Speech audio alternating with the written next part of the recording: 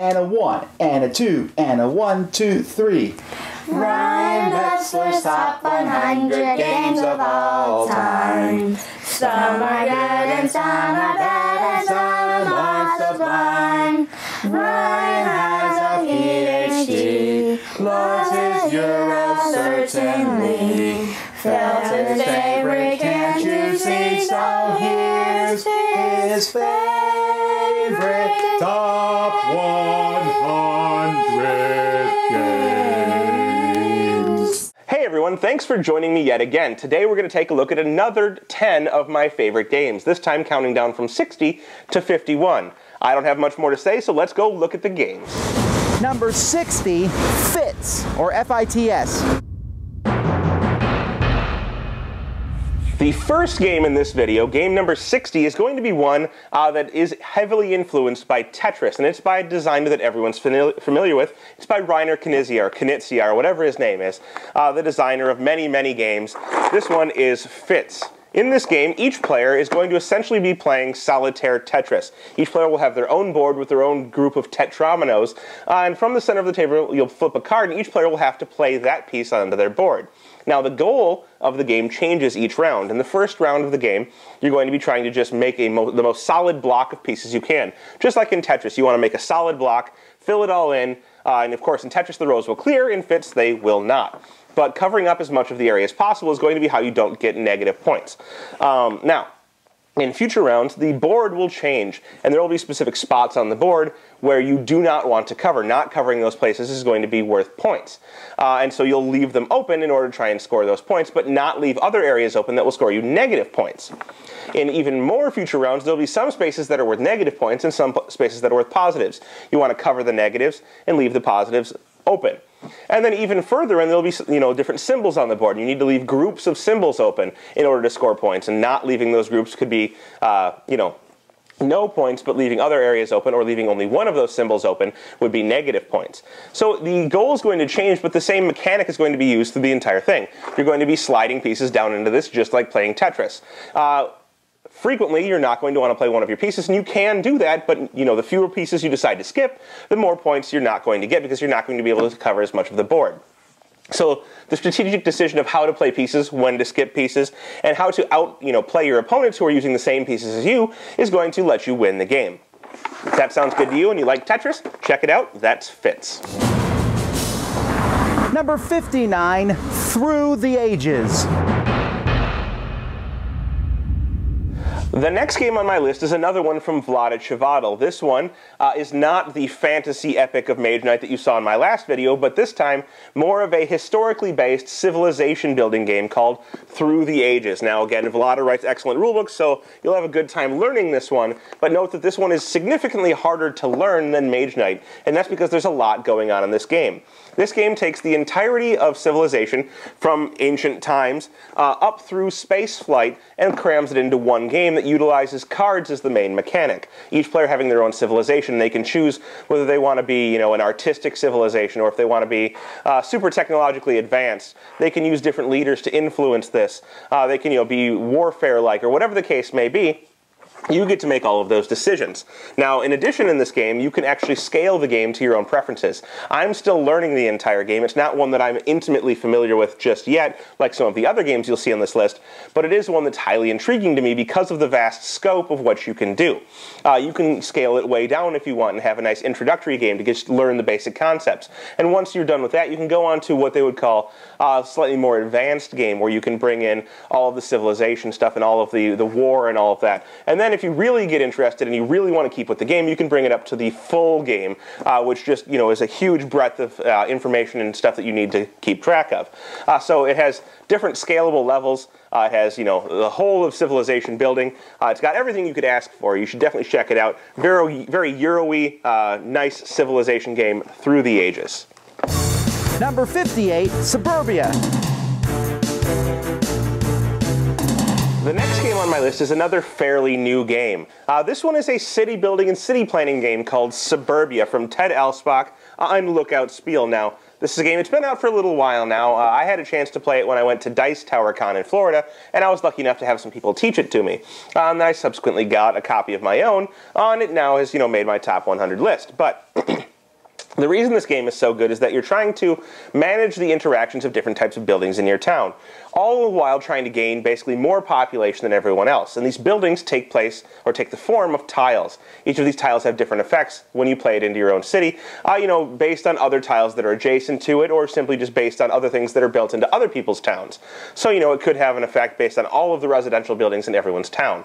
Or it could have an effect if it's built next to a lake, or whatever the case may be. You're going to be buying and placing these different tiles, trying to get the most population, all the while managing both your income and your reputation.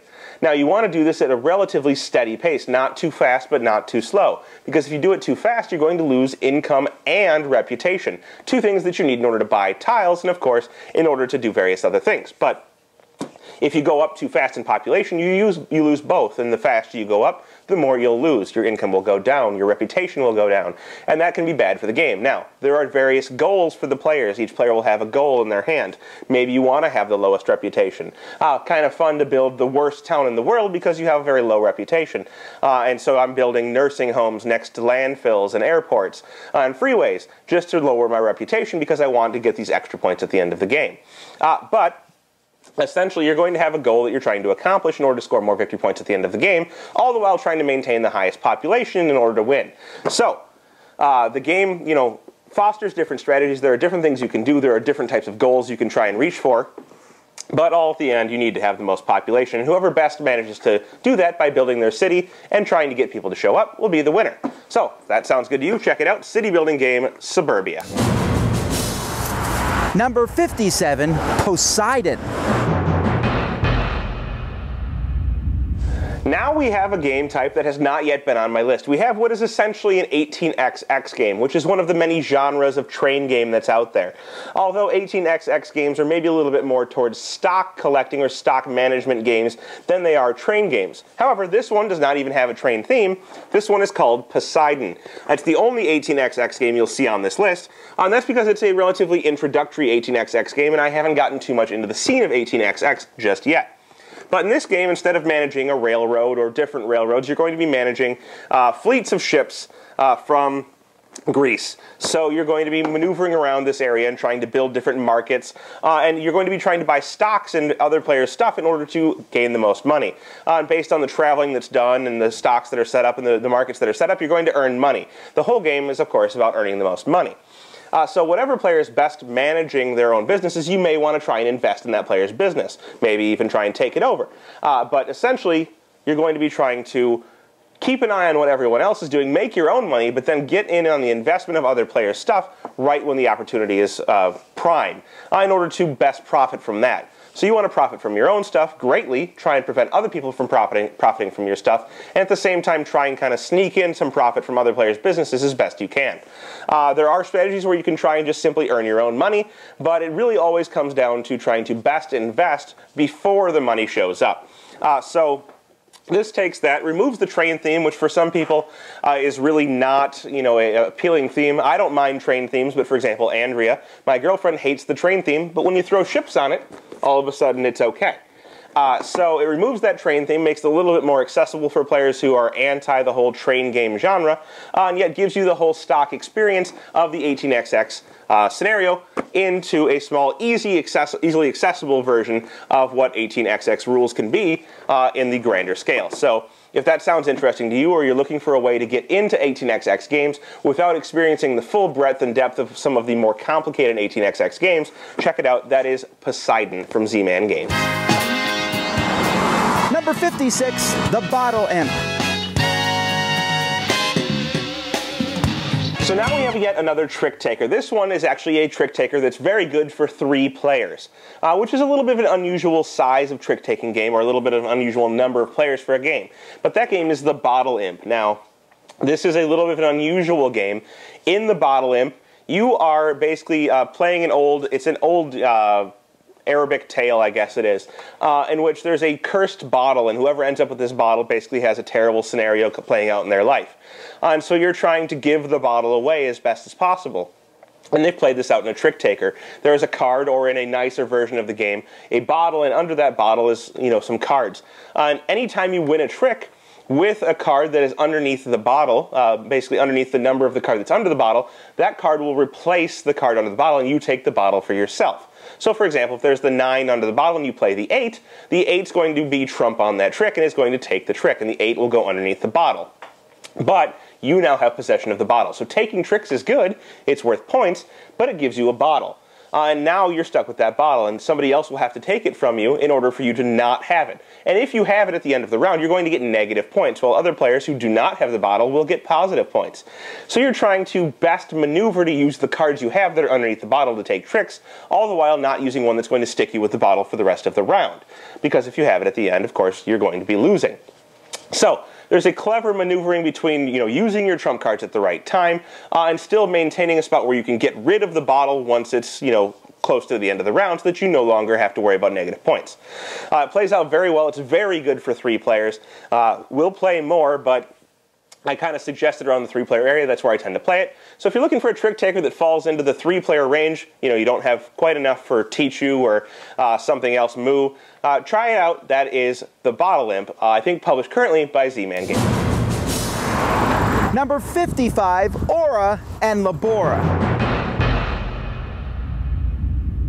We saw a game from Uwe Rosenberg in the 90s on my list. That game was Le Havre and barely made the cutoff for the top 100.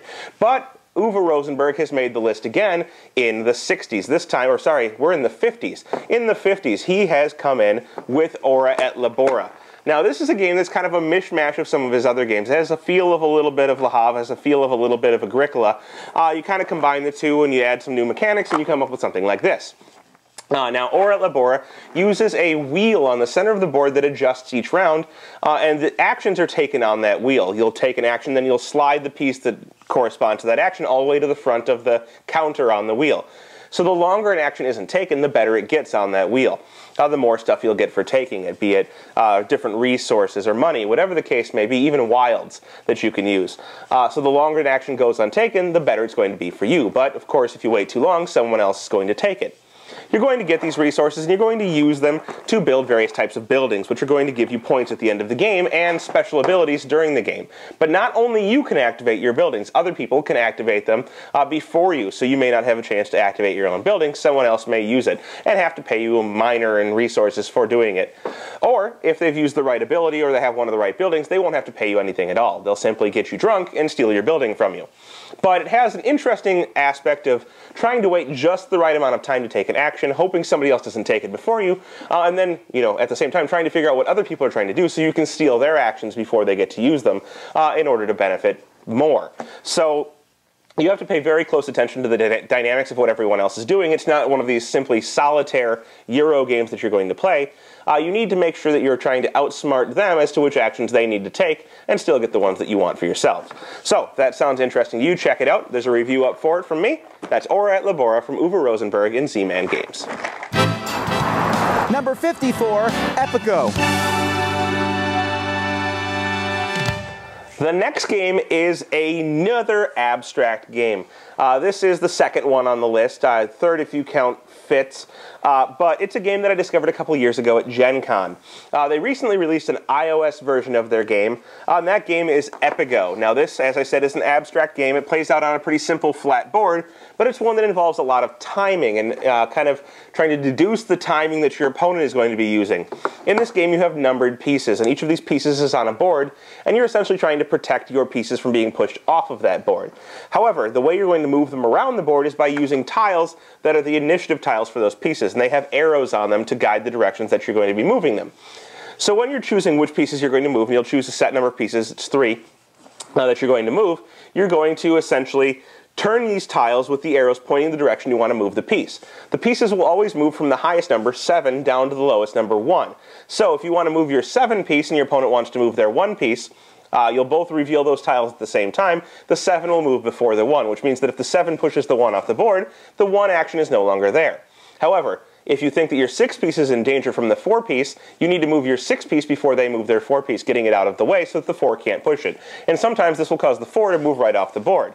Sometimes you'll push your own pieces off of the board because of somebody else pushing a piece in your way, because of the way that the initiative order happens. So there's a lot of trying to outjudge what your opponent's going to do, trying to predict their movements and counteract them with your own movements, but maybe they're predicting that you're going to do that, and there's a lot of back and forth in that aspect, and that's what makes this really interesting. It's a battle of the wits.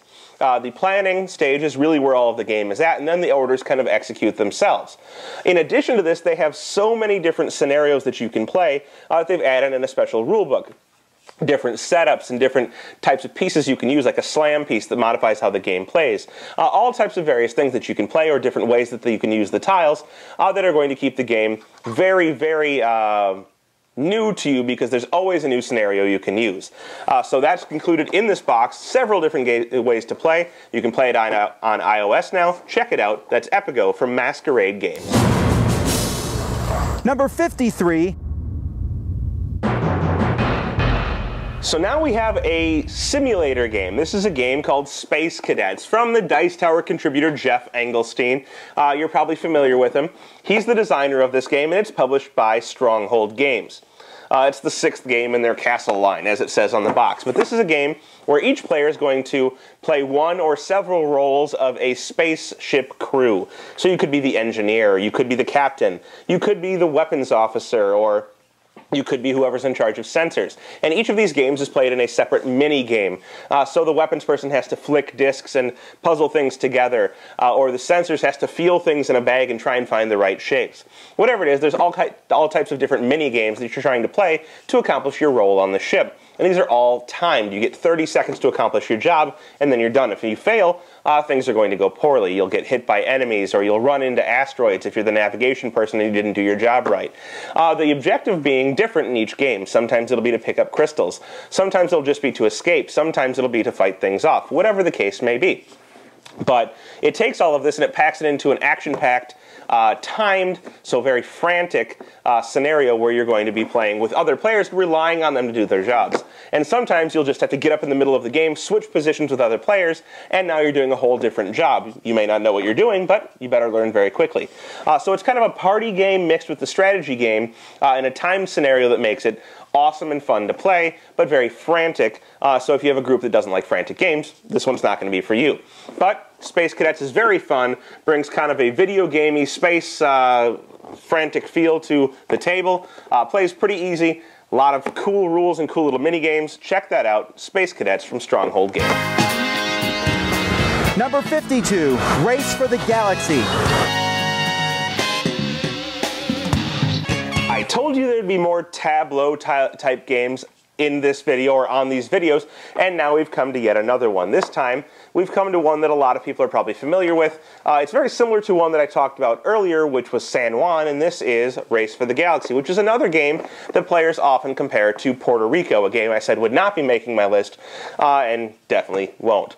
But Race for the Galaxy is a game in which each player has a set of cards that they're going to use to kind of program an action for the turn, or in the two-player game, advanced two-player game, 2 actions for the turn. They can be settling, or they can be exploring, whatever the case may be. There's different actions that you can choose, and only the actions that are chosen by the players in the game will happen each round. So if you want to draw cards, you're going to need to explore. If you want to settle a planet, you're going to need to settle. If you want to trade your goods off that your planets produce, you're going to need to do that. But there are 2 different ways to trade. Each action that's selected by a player is going to give them a benefit for choosing that action. So if you choose a specific action, you'll get the better bonus of it, or the better version of it, but other players will get to do it as well. So you need to kind of judge what other players need to do and hope that you are, kind of on a different path than what they're trying to do. But at the same time, you want to best benefit from their actions, so you're going to want to try and prepare for what they're going to do. And again, we're in a situation where you need to try and predict what other players are going to choose. So if you need to draw cards, maybe you can get by not, choosing the draw cards action, but hoping somebody else does. Or if you need to settle a planet from your hand and you don't need the settling bonus, you can hope that someone else will settle while you're choosing to draw cards. So there's all of this, kind of building your own plan. You're playing your own game. You really are kind of solitaire for Race for the Galaxy, but at the beginning of the game, it's very important to try and play around other people's actions and try and best benefit from what they're going to play at the table. As you establish yourself more and more, you're going to become more and more independent, and you're going to play a little bit more of your own game. But the very beginning is very reliant on strategizing with other players, trying to figure out what they're going to do, and best benefiting from it. Not letting yourself completely lose out on an action because they planned better than you. So, if you're a fan of trying to predict other people's movements, if you're a fan of trying to optimize your play based on what you think other players are going to do, I think Race for the Galaxy is a game that's really going to cater to you. It's a great tableau-style game with action selection, different roles for different players, a little bit each round. And of course, is highly expandable. There's several expansions, one due out pretty soon, that are going to make the game new and change some of the factors for you, preventing it from getting stale. So if that sounds good to you, check it out. That is Race for the Galaxy by Tom Lehman and Rio Grande Games. Number 51, Lexio. The final game in this video, and consequently the final game in the lower 50 of my top 100 games, is a climbing game played out with tiles. So this is really a card game that's going to play out with tiles, and it's called Lexio, or now Lectio in the BGG database because the name has been changed. But in this game, you're going to essentially get a deck of cards in Bakelite tiles. So these are nice, thick, chunky tiles that have an awesome tactile feeling to them, and are probably part of the reason why the game falls into my top 100.